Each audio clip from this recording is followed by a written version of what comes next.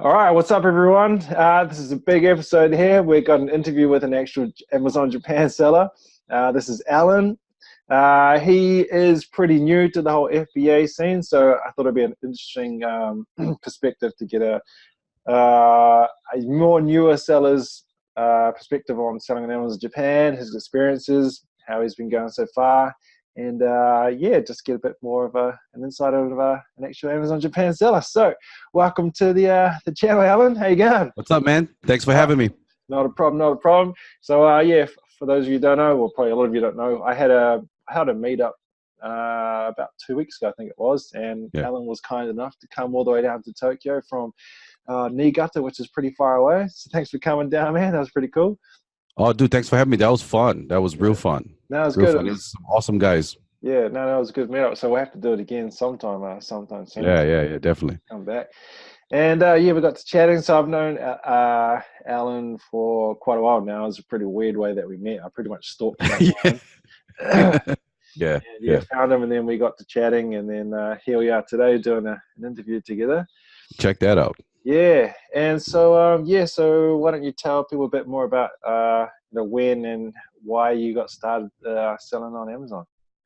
Yeah, I mean, I think I got started, for the same reasons everyone else does. You work a 9-to-5 job, and you're just looking for some extra money, or looking to leave that job and have more, a freer lifestyle.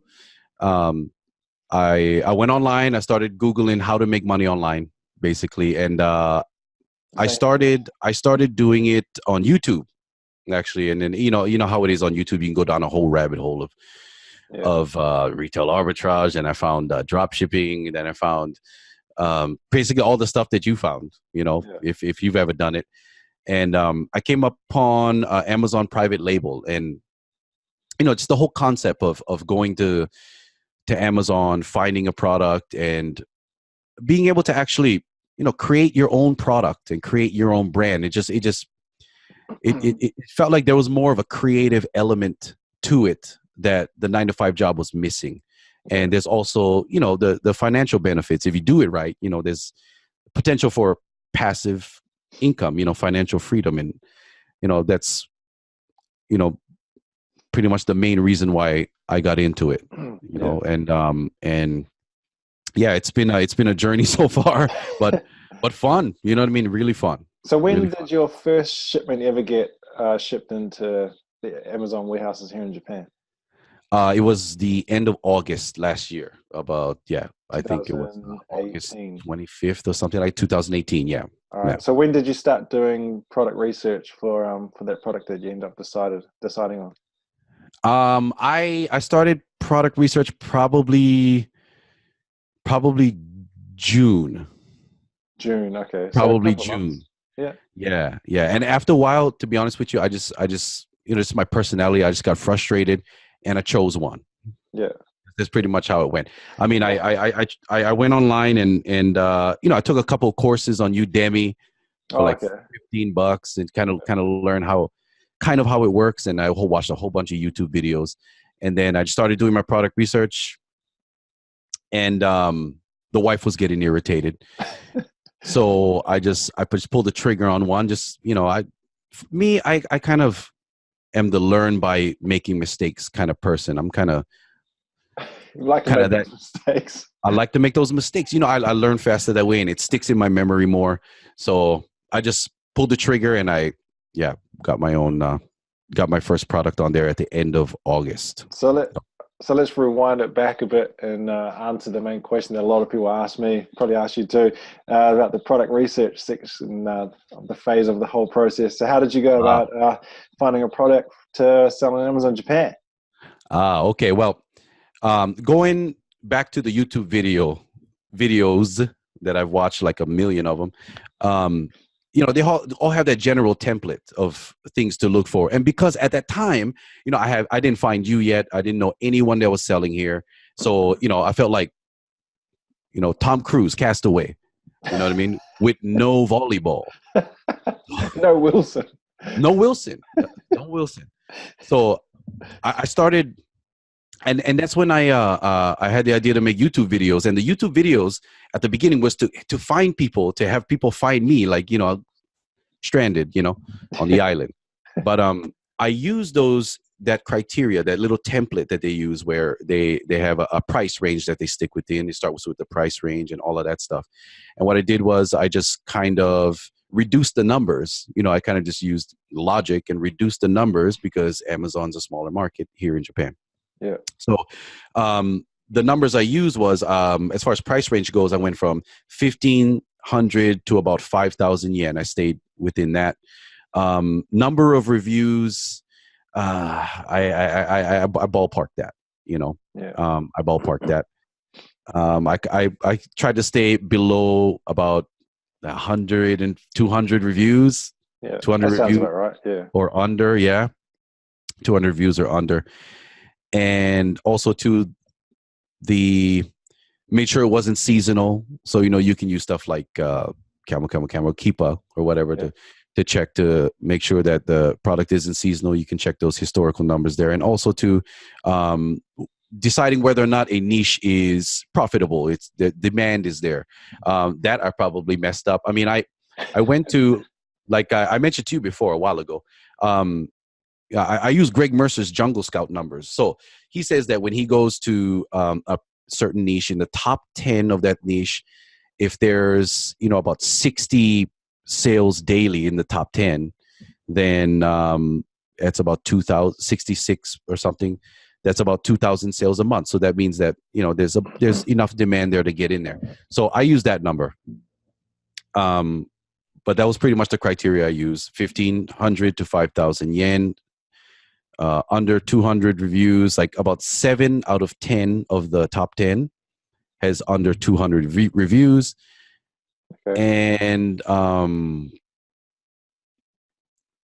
the 66 daily sales or more. Yeah. In adding the top 10 up. Yeah. So Yeah. about The total amount adding up the top 10, right? Yeah. To gauge the demand. So that's what I did. I found the product, and I just pulled the trigger on it. I was, because I'll sit there and second guess myself, which I'm sure a lot of people do, and I'll do that forever. Yeah. You don't want to go to a restaurant with me with a whole bunch of choices. Yeah.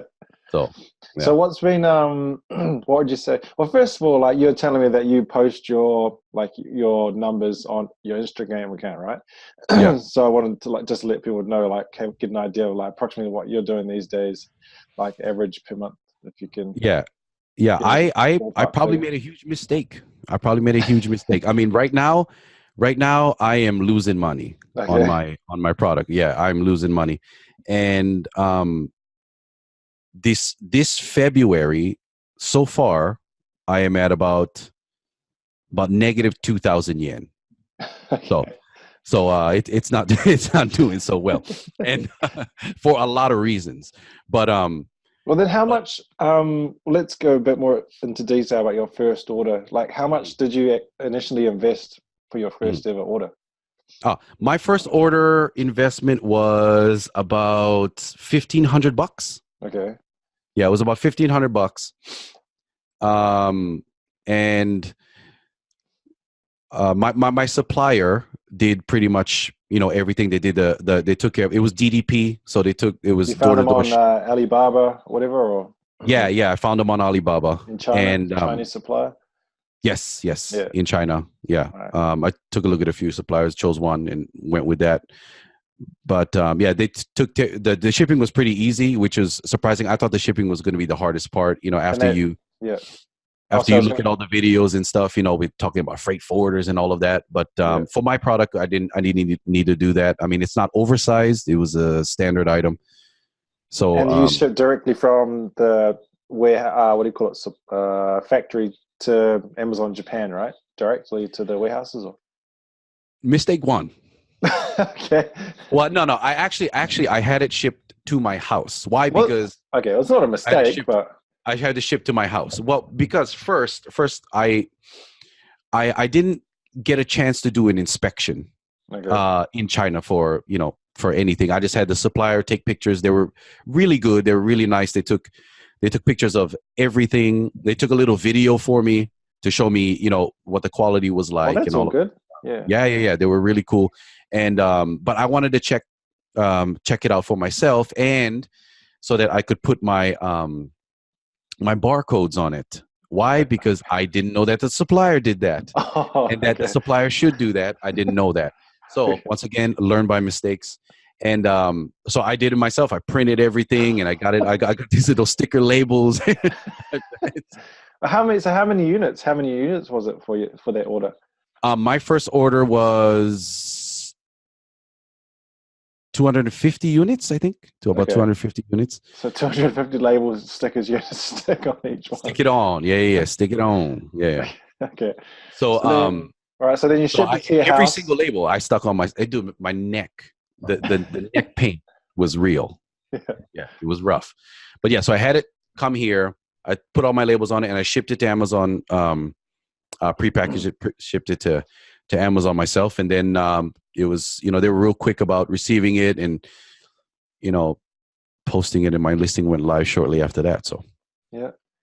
And then so did you have any other mistakes or tough times apart from the labels or anything else? Oh man, how much time do you have? How much time do you have? All right, so the first thing what other was, mistakes did you make? Let's just ask them. Oh yeah, I did a bunch, and I did a video on this on my YouTube channel after the meetup. that video, that was pretty much a lot of mistakes right there. But number one was not contacting multiple suppliers was the first one. So how many did you contact? I contacted one.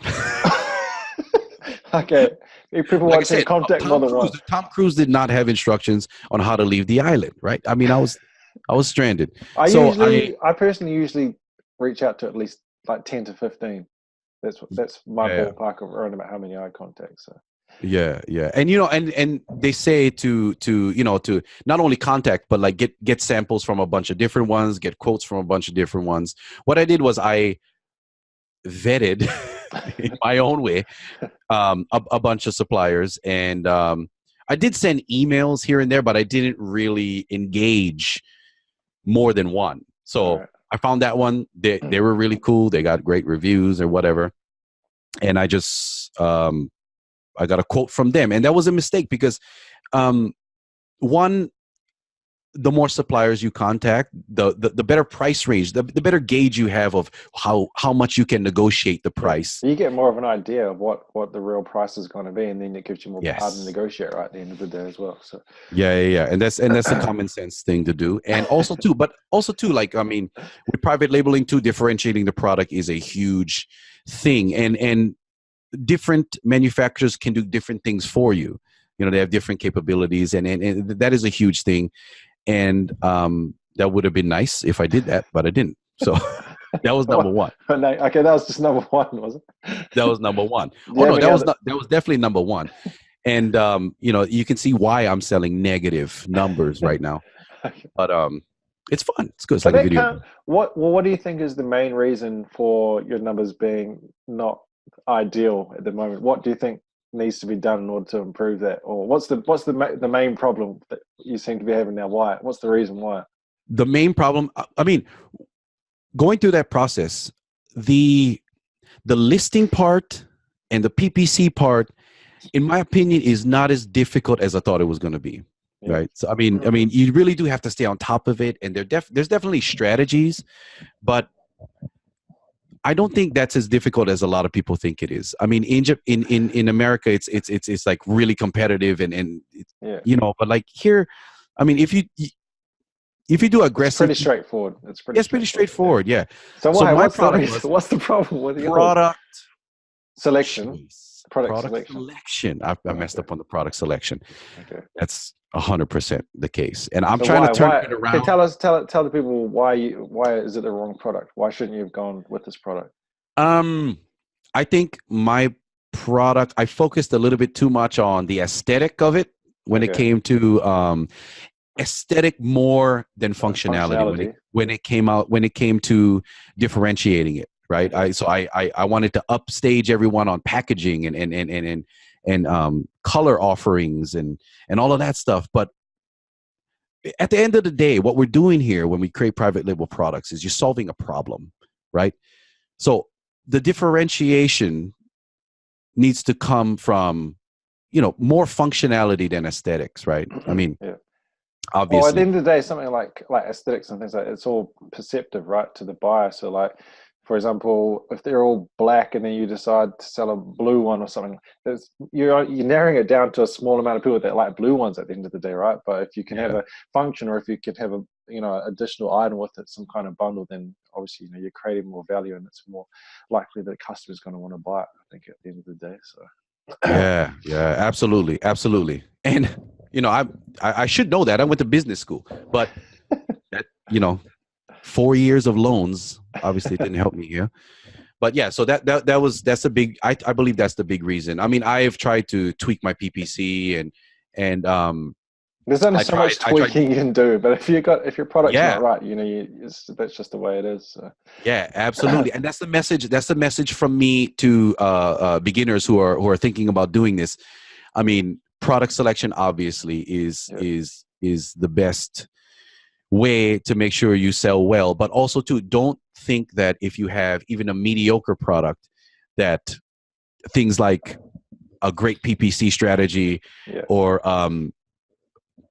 a great launch strategy will help you if the product sucks. It has to be a good product, a good offer at the end of the day, right? Otherwise, that's it. Like we were talking about earlier, like at the end of the day, even if your product is cheap, eventually you're going to get bad reviews, and it's just a sinking ship, right? It's better to start off on the right foot and have something good, so people continue to buy it, and they will continue to give you good reviews. That's what creates winners at the end of the day, right? So absolutely, and that's what Amazon loves too. So taking care of the customers. With that initial, it was about 150 units or something. Did you say something? Yeah. Like that. Have you almost sold out all of those, or are they still in the warehouses, or what's the situation? I haven't sold out of them yet. Okay. Yeah, so I haven't sold out of them. So the sales are really slow, and sales are really slow. And I try to do some, and this is another strategy that's not going to work. Unless you have a good product. I try to tweak the prices, and I did price automation, and it didn't work. It didn't work. So overall, I think I just chose the wrong product. There's a lot of lessons I learned, and it was even after all of that, losing all this money, I still cannot wait to do it again. It's awesome. It's awesome. But I made some mistakes, tweak them for the next one, and hopefully the next one would just be smooth sailing. Yeah. Well, hopefully that's the way it goes. You've learned a lot more, and then at least now there's a more of a community around too, so you can bounce off ideas off people and stuff like that. So it'll make it a lot more easy on you as well. So, so what's the situation now? Have you got are you looking at another product now, or have you started ordering a new product, or what's the situation? I'm narrowing down a few products right now. I try to do product research every day, at least a little bit every day, and I got a kind of a short list of things that I want to look out for, and so I should be looking to do sourcing in the next couple of months. I'm after this experience, I am a little hesitant now, just a little bit more hesitant so I'm kind of making sure that careful is a bit of it, right? Careful. Yeah. Try to be more careful this time around. Yeah. But I think I should be able to get sourcing in the next couple of months or so.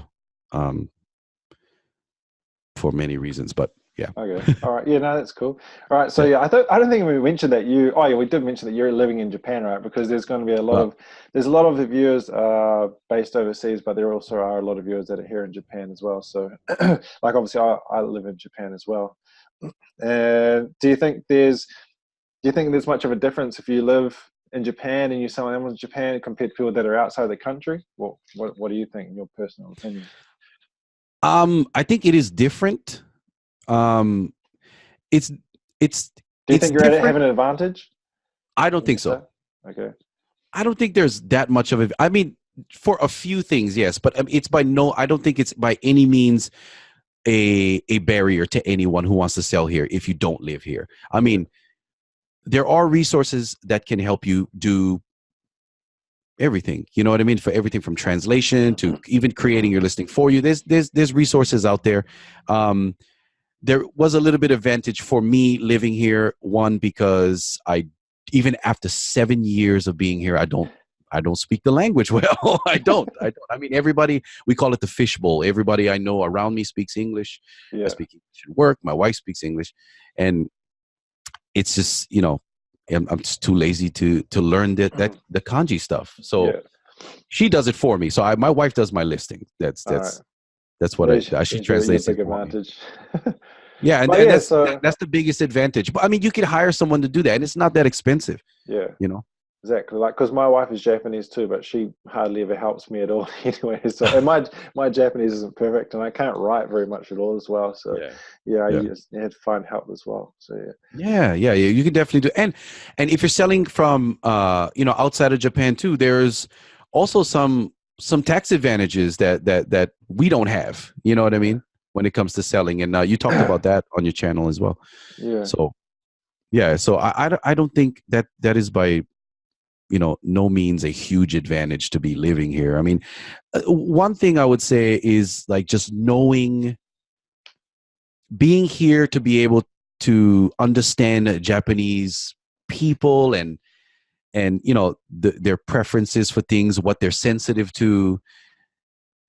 Stuff like that might be a little bit of a leg up, but at the end of the day, you can go on to Amazon and find out what people are buying. You know what I mean? Yeah. So that's not a huge deal. No, not at all. All right. Well, I guess we better wrap it up, I guess. All right. But final advice, piece of advice for people that are on the fence of thinking about selling on in Japan. What do you reckon? Final advice. Listen to Mitch Davis. No, I mean, just do it, man. I mean, for me, I'm more of like just a take action kind of person. And even though I did make a lot of mistakes on this, I mean, it was a great experience and I cannot wait to do it again. I'm going to do it again and it's not going to stop me. So, I mean, a lot of people, me included, when I first thought about doing this was, I'm going to lose a bunch of money. It's easy to go down that rabbit hole on YouTube, like how I lost all this money. Don't do it. All that stuff. It's easy to listen to that, but think about why you're doing it, right? If you want financial freedom, creative freedom, more time back in your life. I mean, this is definitely something that could give you that. So if that's what you value, you should definitely take action and go for it. I mean, losing the money, is a lot of people's biggest fear. And let me tell you, losing money sucks, but if you really value those things, go for it, man. I mean, you're not going to regret it. I mean, I don't. And I've lost more than 2,000 yen. Okay. that is just February. Okay. Yeah, well, you look like you're just saying you learn from your mistakes, right? I made a lot of mistakes my first year as well, so and things are getting a lot better. So there is grass on the other side, so greener grass on the other side. So all right. Well, thanks for jumping on, helping me out, and jumping man. No problem. And we'll see you around. Thanks, man. All right, man. Yep.